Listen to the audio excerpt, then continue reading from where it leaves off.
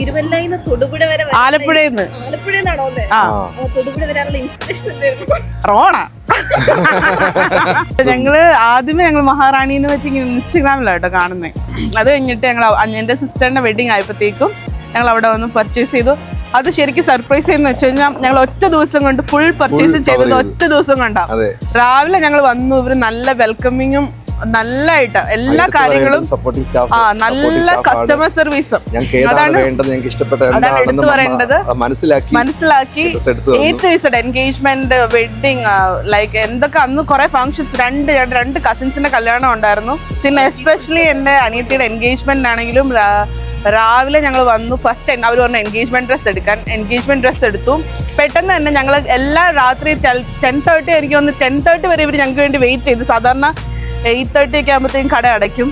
അത്രയും ലേറ്റ് ആയിട്ട് നിന്നിട്ട് ഞങ്ങൾക്ക് പോയപ്പോ ഞങ്ങള് ലെഹങ്കയും സ്റ്റിച്ച് ചെയ്ത് എല്ലാം ഇവർ ചെയ്തു. ബഡ്ജറ്റ് ഫ്രണ്ട്ലി ആയിരുന്നു അട്രാക്ഷൻ.